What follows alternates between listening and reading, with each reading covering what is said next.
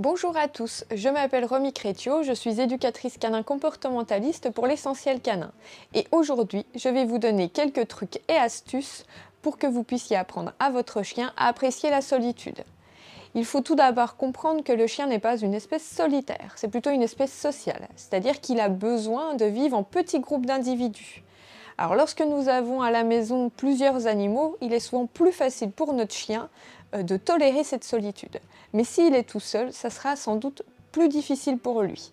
C'est pourquoi on va tout mettre en œuvre pour qu'il l'apprécie le mieux possible.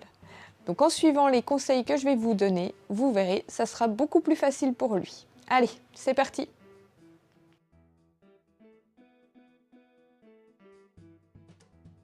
Effectivement, un espace trop grand peut vite devenir anxiogène pour un chien. Donc je vous conseille de fermer toutes les portes en lui laissant l'accès qu'à une seule pièce. Et si ce n'est pas possible lorsque la maison est en open space, c'est-à-dire toute ouverte, on peut lui confectionner un parc dans un coin de la pièce. Je vous déconseille l'utilisation de la cage qui empêche le chien de pouvoir se mouvoir librement. Le parc, lui, a l'avantage d'être beaucoup plus grand, ce qui pourra permettre au chien d'avoir plus de choix, par exemple, comme dormir dans son panier ou par terre s'il le souhaite.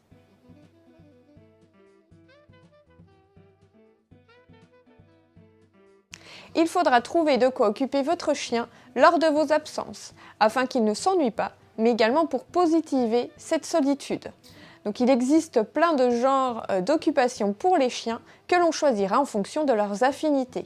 Ça peut être pour certains plus de la mastication, pour d'autres plus par exemple de la recherche soit de nourriture, soit de leurs jouets, ou encore d'utiliser des jouets d'occupation qui sont spécialisés pour les chiens, comme le Kong par exemple ou le Pipolino. Vous pouvez aussi confectionner des occupations par vous-même et vous pouvez trouver plein de tutos sur internet.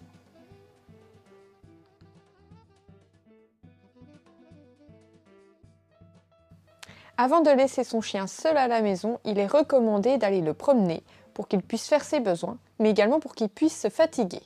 De cette manière, quand vous le laisserez seul, il y a de grandes chances pour qu'il dorme. Mais attention, car toutes les dépenses physiques ne fatiguent pas le chien de la même manière. Par exemple, le jeu de balle est plutôt quelque chose d'excitant plutôt que quelque chose de fatigant. Il faut s'assurer que le chien arrive à se poser après un tel jeu. Car si vous le laissez tout seul alors qu'il est encore excité, il y a de grandes chances pour qu'il ne supporte pas la solitude et qu'il cherche à faire des bêtises pour continuer à s'occuper. À ce moment-là, on peut par exemple lui offrir une mastication qui l'aidera enfin à se calmer.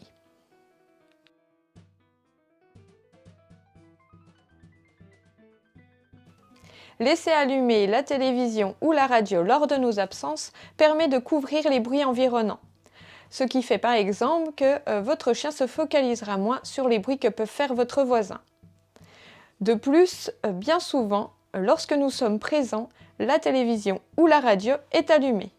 Donc il est préférable de ne pas changer cette habitude lorsque nous ne sommes pas là pour ne pas perturber le chien. Certains chiens apprécient de regarder les émissions à la télévision. Nous pouvons donc aussi l'utiliser pour l'occuper pendant nos absences.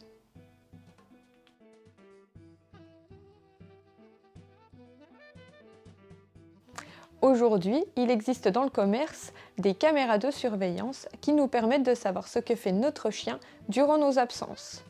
Et c'est ainsi que nous pourrons déjà nous rassurer, mais également comprendre si notre chien vit bien sa solitude ou au contraire s'il vit de l'anxiété.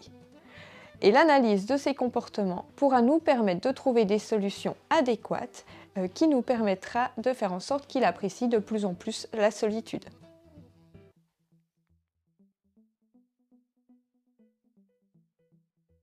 Étant donné que la solitude n'est pas naturelle pour le chien, il y a de grandes chances pour qu'il ne l'accepte pas du jour au lendemain. C'est pourquoi on va d'abord le laisser 5 minutes tout seul, puis on augmentera au fur et à mesure la durée. Il faudra se montrer patient. On peut aussi lui apprendre à être seul lorsque nous sommes présents à la maison, ce qui nous permettra de le surveiller. À ce moment-là, on va le mettre dans une pièce à côté et on va remettre en place tous les conseils qui ont été donnés. Les occupations, le fond sonore, etc.